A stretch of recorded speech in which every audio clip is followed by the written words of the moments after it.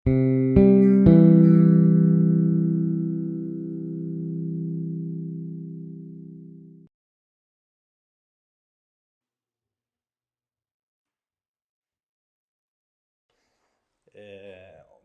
horrek balio du Espainiaren parametroetan.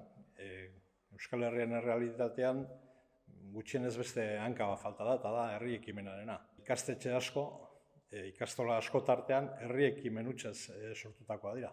Euskaltegi asko ere bai, irabazi asmorik gabeko erakunde direnean, eta herritar xumen ekimenez eta aleginez eta askotan diruz sortu direnean, hori ez dator bat erakunde pribatu baten izaerarekin. Uste dut ere, publikotasuna hemen planteatzen dela Espainiako parametroetan. Ez da gure publikotasuna, ez da Euskal Herriak behar duen publikotasuna, eta ez da Euskaldunontzako planteatutako publikotasun bat.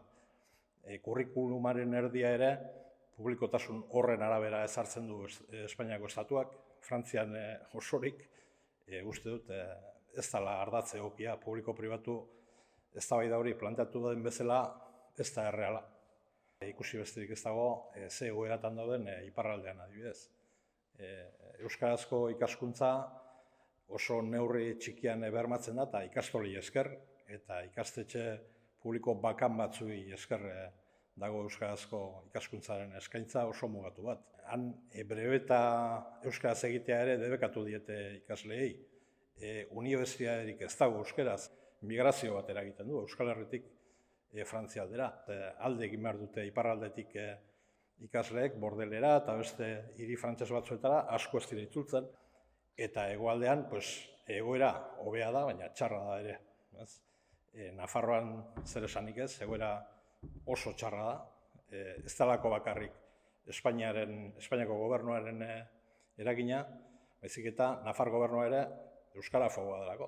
Adibidez sortu dute hezkuntza eredu bat, bai izenekoa, euskarari aurre egiteko, euskararen garapenari aurre egiteko. EAen ere hezkuntza sistema daukagun bezala. Kurrikulumaren erdia Espainiar estatuak ezartzen du. Zenbat ikastordu eman behar diren zein hizkuntzatan ere azken hitza Espainiar estatuak dauka. Katalunian oraintsu demostratu den bezala, ez? Espainolak urduri jartzen hasi direnean, behartu dituzte katalanak ikasturduen 25% gutxienez gazteleraz ematen. Naiz eta gazteleraren ezagutza erabat bermatuta dagoen, bai Katalunian da bai Euskal Herrian, gizartea guztiz erdaldundu batean bizi garelako, eta gure inguru guztia, input guztiak erdaraz datuzelako. Euskarazko eskaintza oso urria da. Eta hala ere, Espainiar estatuak bermatu nahi du eta berretsi nahi du dominio hori, hegemonia hori. Baldintzagietan gure hezkuntza sistema batez hitz egitea fikzio hutsa da.